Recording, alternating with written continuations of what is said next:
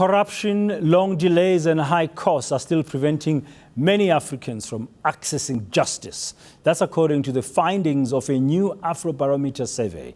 The organization carried out national public attitude surveys in more than 30 countries around the continent. Well, to unpack this survey, we joined via Skype by Caroline Logan, the Deputy Director for Afrobarometer. She's live to us on Skype from Michigan in the United States. Caroline, good morning, and I'm sure it's in the deep, deep night, your time there in Michigan. Thank you very much for joining us. Just give us a sense of this this survey that you carried out in a number of countries. Just how many countries and how many people were involved in the surveys? Well, thank you for having me.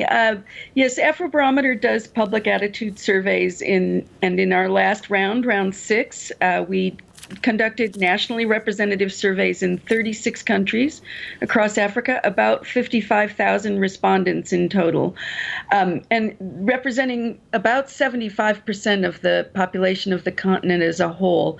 We do face-to-face interviews and focus on a range of topics around democracy, governance, how people perceive their government, and the different services that it provides to them.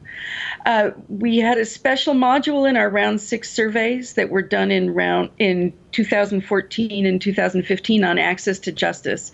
And especially because access to justice is one of the components of the new Sustainable Development Goals. Goal number 16 calls for countries to provide access to justice for all citizens. So we wanted to take a special look at the findings on that question. What we found is that while there's a wide variation across the countries that we surveyed, and we can talk a bit more about that in a few minutes, that countries in general, that African citizens are still facing significant barriers to getting access to justice in their countries. What kind of barriers are they facing? Yeah, so the couple things. There's first kind of a trust and credibility barrier. We asked everybody about whether courts are legitimate. There's widespread public support for the legitimacy of the courts.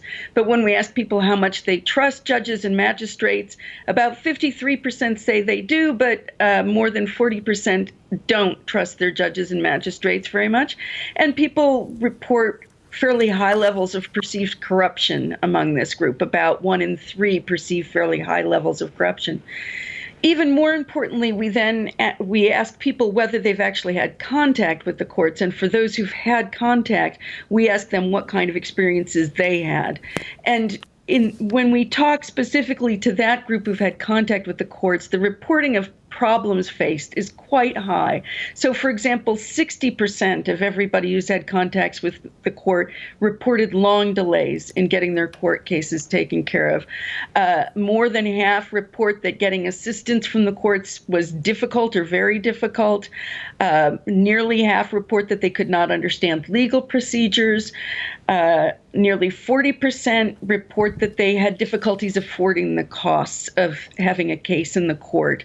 So people are encountering a lot of different kinds of problems in their court cases. Now let's look at, Caroline, let's look at regionally, just very briefly, coming closer home. I mean, here in South Africa, for instance, I mean, now and again, our politicians are finding themselves that even some parliamentary issues here are being, National Assembly issues are being fought out in court. Even our constitutional court gets involved. But when you look, you've said you've got 36 countries, different parts of Africa. Obviously, there are differences from country to country. Just if you can give us a sense, are there countries that are, in your survey, do you find that are a little bit better off in terms of providing access to justice for their citizens than others? And where are those located? Yeah, overall, the region certainly that does the best is Southern Africa. Botswana and Lesotho, in fact, are 2 of the countries that rate most highly across the various indicators that we tracked.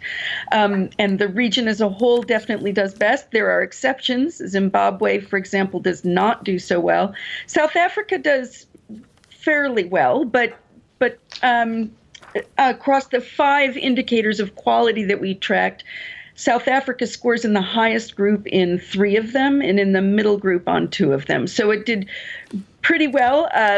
I would say that all of the countries, however, one of the points we really wanted to make was that even among those countries that score the best, in Botswana, Lesotho, Cape Verde, there was still substantial room for improvement. There were far lower levels of corruption, for example, in Southern Africa, but at the same time, the experience of delays and high court costs and some of the other issues we explored were still substantial, even in those Southern African countries, including South Africa. Caroline, thank you very much. I wish we had more time to explore, but your survey is available on your website, and I guess many people who are interested can find it on afrobarometer.org. And I see you've got a social media hashtag Voices Africa, for those people who want to engage with the findings about access to justice, which largely is proving that still very elusive for many Africans today. That's Caroline Logan, the Deputy Director for Afrobarometer, Skyping to us from Michigan. Now,